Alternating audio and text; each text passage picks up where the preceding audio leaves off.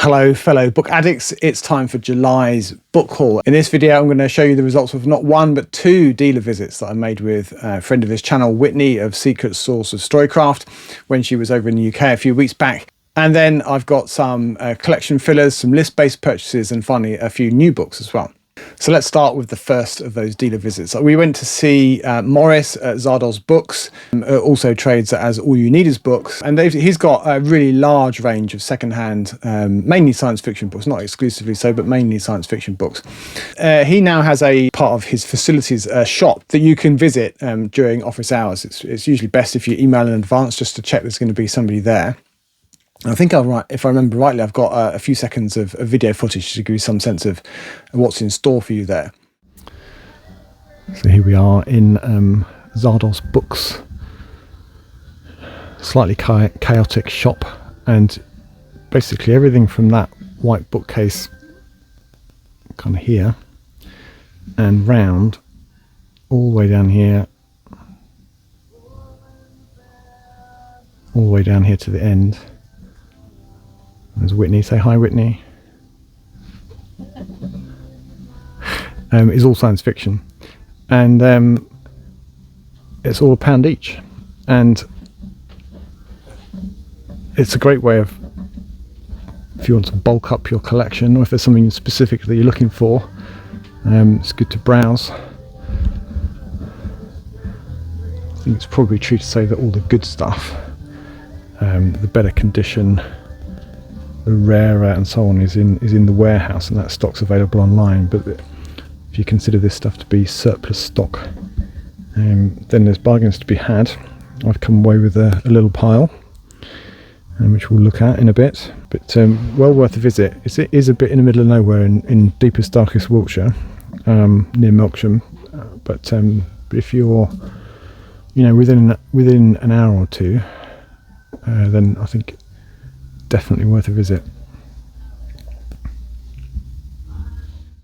And in as I said in the clip there, in this shop, most of the books, certainly the ones that I showed you that are on the shelves there, are £1 each.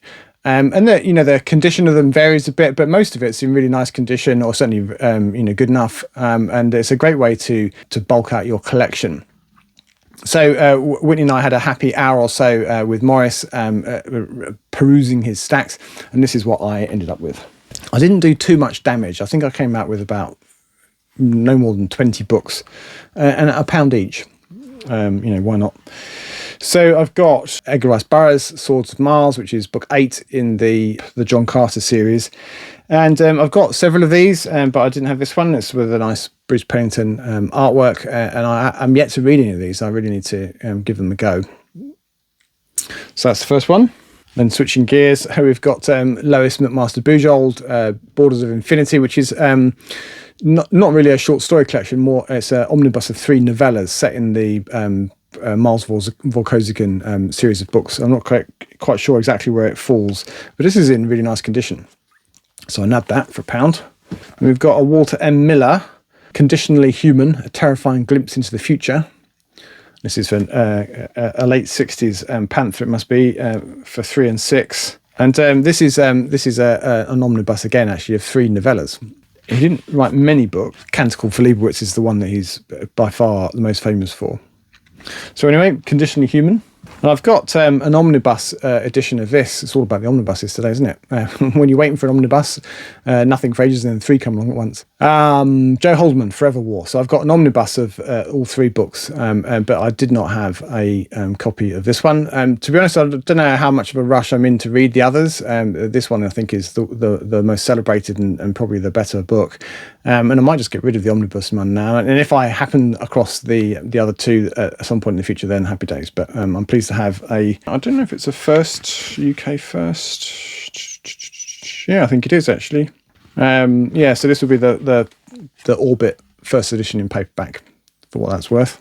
Then we've got Algus Budris, Michaelmas, which I have a feeling is on the thingamabob David Pringle 100 best novels list. I'll confirm that on the screen if that's the case. I'm pretty sure it is. I was looking out for books that were on that list in Morris's shop. I didn't find that many, but I think this is one of them. And I found Panther Science Fiction of The Killing Thing by Kate Wilhelm. I've only read one of her books, Where Late the Sweet Bird Sang, but I do have a couple of others of hers now that I'd like to read at some point. This one's a bit beaten up on the spine, but it's a perfectly good reading copy. And I found this one's in much nicer condition, D.G. Compton, Justice City. The spine of that one's in great nick, as is the back. It's pretty mint, actually. I think this is more crime than science fiction. Yeah, it's in the Gollancz crime series, actually. From 1995. So SF adjacent, I suppose we could call that one. And then there's a Panther again of Chelsea Quinn Yarborough, Cautionary Tales, which I imagine are short stories. Yeah, there's a dozen or so short stories in there from the author of False Dawn, is the book that I know her for. So great to get some short stories from her. Then I found The Ice Schooner by Michael Moorcock, to add to my largely unread collection of Michael Moorcock. The only one I've read now, and that was an audiobook, is Elric at the Doodah. I forget what it was called. The first of the Elric books, anyway, which I kind of enjoyed. I'm not sure that I would sit and read through the rest, but if the mood takes me, I can listen to them on audiobook at some point. But anyway, I've heard about The Ice Schooner. I don't know a great deal about it. I did fancy that. Time is the Distant Future, The Place Earth, an Earth covered by the fourth mantle of the Ice Age.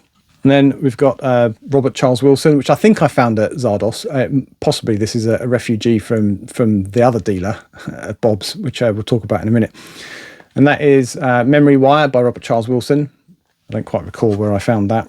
And I've only read one of his books, Darwinia, which I did mostly enjoy. I preferred the first third, and it went into places I wasn't expecting. But anyway, so and I do now have several of his books, but I'm yet to read Beyond Darwinia. And finally, it was a bit of a nostalgia trip for me. I've mentioned these books. I can't remember what the context for it was now. It must have been books about sort of post-apocalyptic type fiction. And I read these voraciously when I was in my early teens. I used to get them out from the library. There's the Jerry Ahern's The Survivalist. They didn't have book one, unfortunately, but book two was as close as I could get. I absolutely loved these when I was a kid. I don't know why, but I'm sure they're absolutely terrible. But I couldn't help myself when I saw it. So I grabbed it. I will give it a read just for old time's sake and have a giggle. But so yeah, when the Russian invaders in hot pursuit, can one man survive? Well, I know that he can because there are several others that follow. There's like about 25 of them in total, and it gets really silly. There's time traveling Nazis eventually, and all sorts. That's really a nostalgia trip for me. The spine's pretty faded, but I didn't get it for to be a quality addition to my library. It was more remind myself what all the fuss was about when I was in my teens. Right, and there's more. We're not done with Morris yet. So there were a couple of Fontana science fiction books that I bought mainly because I like the cover, if I'm completely honest. So I've got a couple of others issued by Fontana in the 70s, it probably was, and they're all good covers. So this is Cinnabar by Edward Bryant. Cover illustration by Peter Goodfellow, and that was from 1978. Also Fontana. Nightmare Blue by Gardner Dozois, better known as the editor of many anthologies, and George Alec Effinger as another author whose books I have read none at all. So those two are nice. I bought them just for the cover because why not? They're only £1 each. And then I found, let's see, the first two books in what I think is a trilogy, the Wormwood trilogy. So by Tade Thompson. So it's Rosewater, which is in pretty much as new condition. £1, can't go wrong. And then The Insurrection, which is book 2. I don't have book 3, so I have to find that from somewhere. And then there's a book by Lavi Tidar, The Great Game, which has the appearance of some kind of sequel to The War of the Worlds, given the kind of tripods and the heat rays and all sorts. So let's see. So I think this is not the first. I think it's the second or third in a series of the Bookman trilogy. I think it is. So it's the second one. The first one being the Bookman. So that's everything that I got from Morris at Zardos, and I'll put the website. He's got a couple, as I say, trades in a couple of places. Zardos books and All You Need Is books. They both share the same stock list. So take your pick, and that's updated pretty frequently. Morris is an inveterate buyer of collections, and he just puts the best stock in his warehouse, and if he's got for sale, and if he's got duplicates, or if the quality's not quite up to snuff for online selling, then it goes into his £1 stacks. So next, Whitney and I had lunch, and then we went down to Dorset to see Bob, Mr. Book 451, who's been trading as a book dealer for many years, but bizarrely in this day and age does not have a website. It doesn't even have an online catalogue, and there are reasons for that. Not least of which he's still working, so and that's not his day job. So, but I'm assured that there will be a website at some point. I don't know quite when that's going to appear.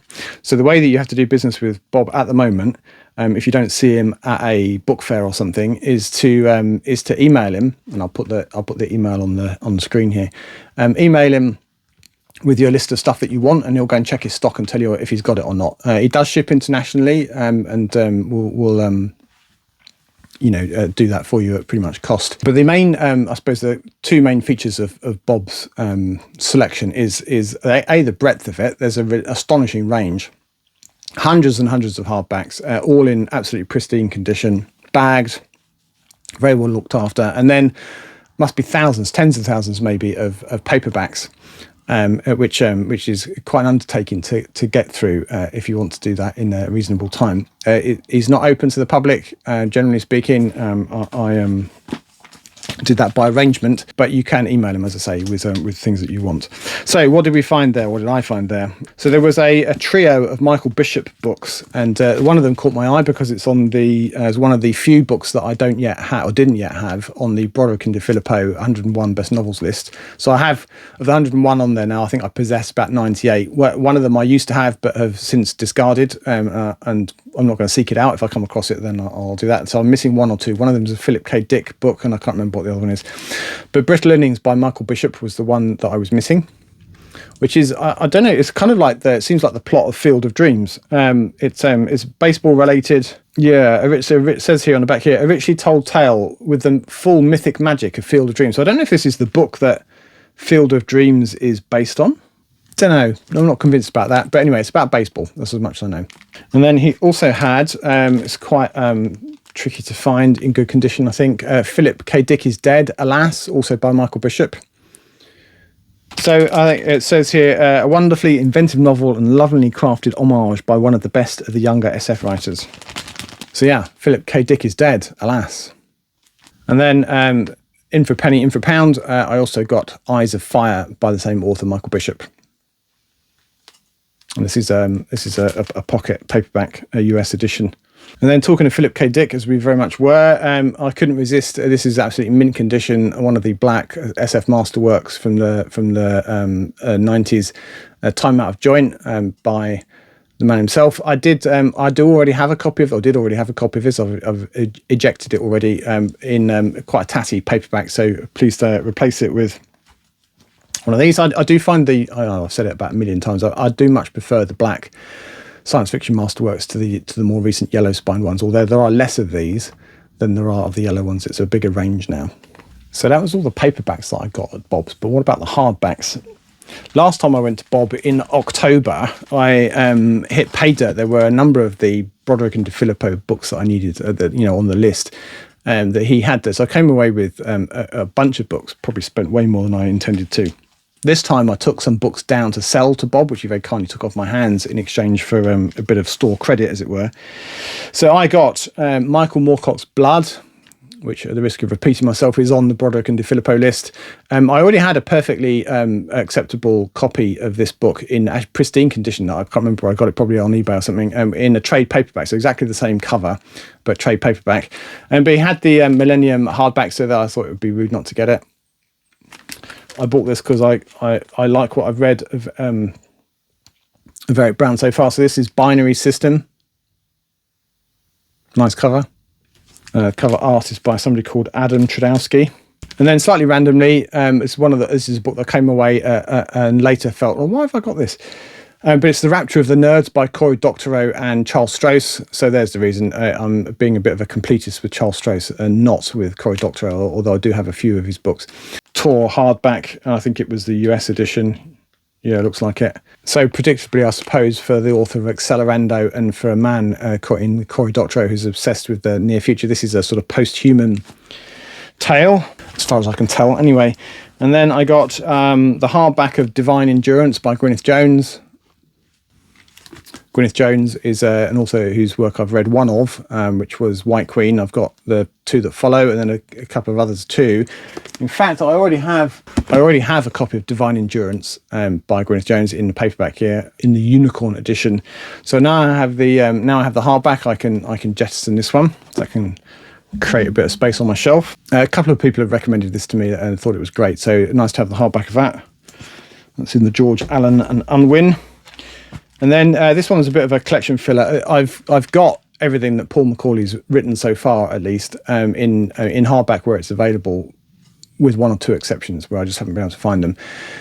And I had a copy of this already in hardback, where it was an ex-library one. It was a bit tatty and sort of flaccid, where it had been a bit over-read, and it had all the usual kind of flaps and stickers and what have you that go with it being ex-library. And this one is absolutely mint. So I've replaced the old ex-library that's gone now, and now I have a really nice mint edition. In the Mouth of the Whale is another book in the same series that I also would like to replace at some point, but I'm having less luck tracking one of those down, but I'm keeping an eye out for it.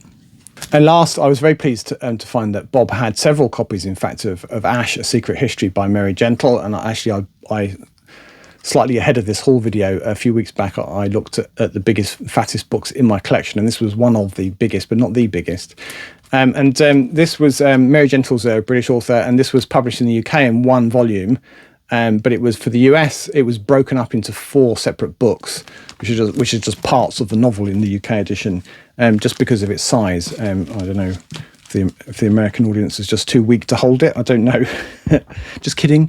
So this is a book that I actually already had a trade paperback copy, but I grabbed the chance to get an absolutely mint. In fact, it's effectively brand new, because it came from the editor or the publisher or publicist or somebody that was involved in selling the book back in the day, and she still had some copies that Bob's got his mitts on, and so it's like it's just been bought off the from a bookshop shelf, brand new.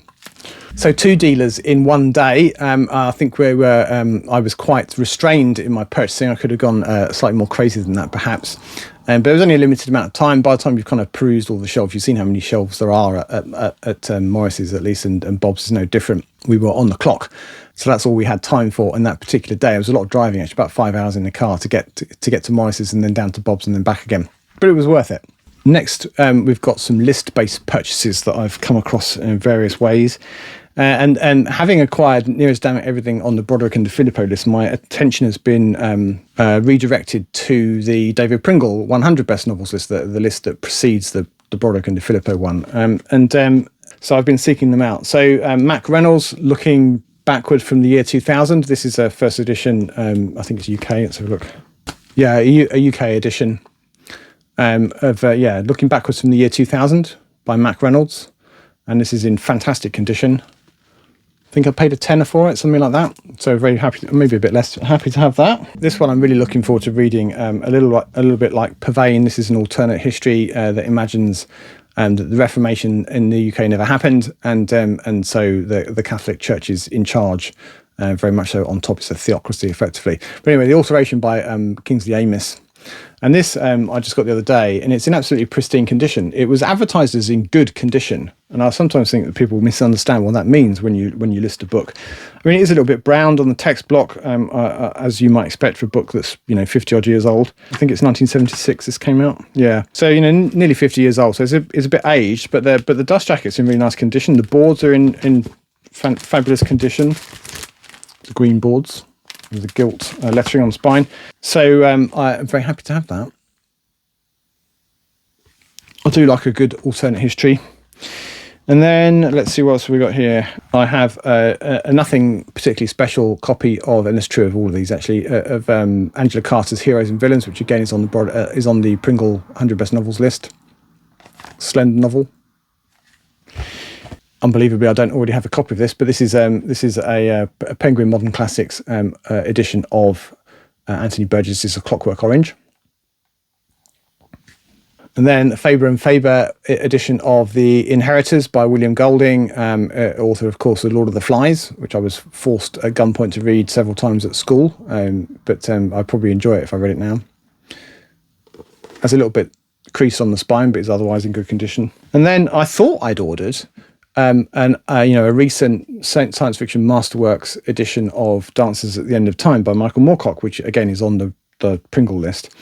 But actually what I got, I mean, it is a science fiction masterworks, but it's one of the black spine ones, and it's in really nice condition. It's unmarked, unbroken. It's got a couple of minor chips on it, but the front and rear covers are in perfect condition. And it has got a little bit crease on some of the pages where, I don't know, it's been sat on in the wrong way or something. So it's not perfect, but I was expecting the sort of rather anonymous, more recent yellow spine edition. So I'm happy to have that instead, which I think you'll agree is much smarter. So those are my list-based purchases. What else have we got? Some collection fillers, I suppose we could call them. Let's do these ones first. So I've had for some time now this, which I found in a charity shop, I think, which is a Gollancz binary, of which there were 4. And this one is the 4th, in fact. And it's got Reality Dust by Stephen Baxter. And on the other side, like an ace double, it's got Paul Macaulay's Making History. And it's been sat on my shelves there and, being ignored by me mainly. And I was wondering, how many of them were issued, and the answer 4. So then I thought I would have a look, see what I could find, if I could find the others. And that was the work of minutes, actually, to track them down. So they're not that difficult to find. So the third one is a double of Peter F. Hamilton's, what's it called? Watching Trees Grow, and Ian MacDonald's Tenderleo story, which I actually have on its own as a novella, but I was feeling completist about these Gollancz binaries. And then the second one is got The Vaccinator by Michael Marshall Smith. Sounds like a superhero or something. And if he was in the US now, he'd be currently going through his evil stage, because vaccination's apparently bad juju now. And then what have we got here? Kim Newman, Andy Warhol's Dracula. So that's book 2 in those little series of these Gollancz binaries. So I did also order book 1, which I can't remember what's in that now, but it hasn't arrived. I ordered it a couple of weeks ago, it just hasn't arrived. So I've requested a refund, but that should be on its way fairly soon, I hope. This one I bought online, so I sort of chip away at my holes in this series. It's the Women's Press Science Fiction, and this one is, what is it? Margaret Elphinstone's The Incomer.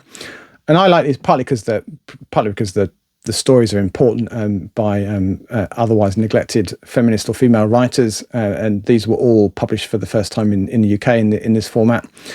But also because I like the artwork, which is unusual, and I like the framing, the steel kind of framing around the outside. Then we've got a couple of legit charity shop finds. I haven't been to my usual haunt of the Oxfam bookshop a few miles away from me for some weeks now. I do pop in to the regular Oxfam shop, the High Street Oxfam shop, which is near where I work, whenever I'm in the office, which is about once a week. And I've hit pay dirt the last couple of times. So we've got Adam Robots by Adam Roberts. See what they did there. And this is a short story collection. And I think there might be an overlap with the short story collection that I have of his, which was published in the US, called Swiftly. I haven't checked to see what the coverage is like. A quick perusal of the list of stories in the back here tells me that there are 1 or 2 stories in this collection which also appeared in Swiftly, maybe even only 1. But the rest of them are more recent than that, so they're collected for the first time in Adam Robots. So that's pretty cool. An Adam Roberts book that I didn't know I needed. And then just this week, I popped in, and on the shelf there was a load of old dross or stuff that I already had, but also this, which is in a very nice Sidgwick and Jackson silver, of which I think only 8 or 10 were ever issued, and I've got 3 now with this one. So I'm now beginning to sort of the collecting juices are flowing, and I might want to acquire all of them, as I quite like the graphic design on these. So anyway, this is Fellowship of the Talisman by Clifford Simak, author of City, amongst other things, of course. So you get a nice silver spine. This one's in really nice condition. And this one is from, let's see, 1980. And it's a UK first edition. Now, I've just remembered,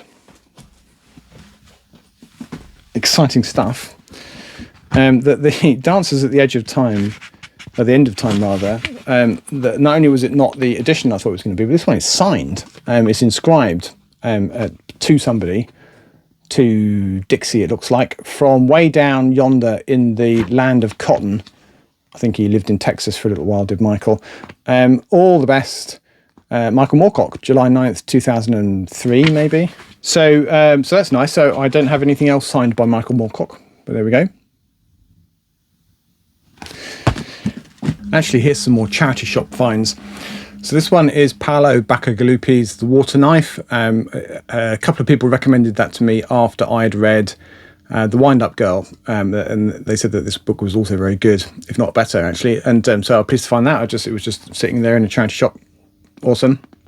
And then a while back, months ago now, I got hold of a copy of Grass by Sherry S. Tepper, a classic, and it's on because it's on the Broderick and De Filippo list. But this is the UK first edition in the HarperCollins Voyager, I think. But the front's fine, but the spine is very faded. It's a bit concave, and it's very creased, so it's not a great edition. And today I found in again charity shop. It's the Science Fiction Masterworks, but it's the black spine like the other two we've seen earlier on. And it's in perfect condition. It's like it's unread, basically. It's unchipped, uncreased, unbroken spine. And the rest of the cover's in really nice condition too. So normally I would consider buying the original edition an upgrade to the Science Fiction Masterworks. But in this case, I think this is actually an upgrade on this. It's a much nicer book. And I think I'm gonna maybe I'll use this as a reading copy and just keep this one. Is that crazy? Probably. Now, this is a book that I already own. So this is a one I think I must have bought at Bob's last time I was there last year. And I was encouraged to read these by the author himself, who said that even as a grumpy 50-odd-year-old man, that I would still enjoy it. But this is a US edition. And the other two that I've got, books 2 and 3, are in the UK edition. And I happen to find today the UK first edition of the first book in the series, Plains Runner. So for the sake of having a matching set, I think I'm going to keep this one and I'll move this one on. So between the two of them, it cost me a few quid actually just to acquire the first book. But I think, this arguably the artwork on this one's nicer actually. But the compulsive in me wants to have the matching set, so I think that's what I'm going to do. And then lastly, from this charity shop find, I found, what's it called? The Judge of Ages by John C. Wright, who's an author that I'd not really heard of until quite recently. And only because he's got a book on the Broderick and Filippo list, and I've since acquired the whole trilogy and 1 or 2 others by him as well. And now I keep tripping over him. So I kind of nabbed this. I don't know if it's one of his better works or not. I think it's reasonably recent. Yeah, 10 years ago. And it says here, R.A. Lafferty meets A. Van Vogt, well worth the price of admission. Well, that was referring to a different book, actually, so I don't know, we'll see. And in this book was a bookmark, and I don't know if you can see the penguins moving around here, but when I shift, it's one of those kind of sort of holographic things. So I'll add that to my little pile of inserts or bits and bobs that I found in books. I've been aware of this book on the Newcom Press website for a while, and I've been kind of hovering over the shall I or shan't I decision for whether to buy the signed limited edition hardback of this book, which is £27, plus postage. So you're dropping 30 quid by the time you finish messing around. And I thought, maybe I'll just get the paperback, but that is £13 plus postage. And I don't know what made me do so. I had a look on Amazon for it. And I found it there for £2.99, including postage. So, with apologies to the author, Fred Gambini, I got a bit of a bargain, and it's brand new. I think it's probably print on demand. It has that feel to it, the weight of the paper. And Fred Gambini, you're probably aware, is a better known as an author, not an author, an artist, and his work. I assume that he's also, this is his art as well. So his art frequently appears on the front cover of books. And this is his first novel, The Dark Shepherd, which I think is going to be one of 2 or 3 in the same series. So it's space opera, as you might expect. And for £3, no harm, no foul. And if I really like it, and I think it's really good, then maybe I'll buy the hardcover. But it's a good way to sort of try before you buy, although I did buy it, but not for very much money. A couple of hauls ago, in a couple of purchases that I made from PS Publishing, I bought the complete works of The Complete Rhinoceros, which is a collection of short stories featuring Tom Rhinoceros, so called, by Terry Dowling. So this is volume 1, The Adventures of Tom Rhinoceros. And it's set in a sort of distant future Australia, sort of has the ring of Mad Max Thunderdome to it to me. And there are big sand sailing ships, etc. I was intrigued enough by that to think about buying volumes 2 and 3. Volume 2 is a similar size. It's quite a thick book, and volume 3 is a bit thinner.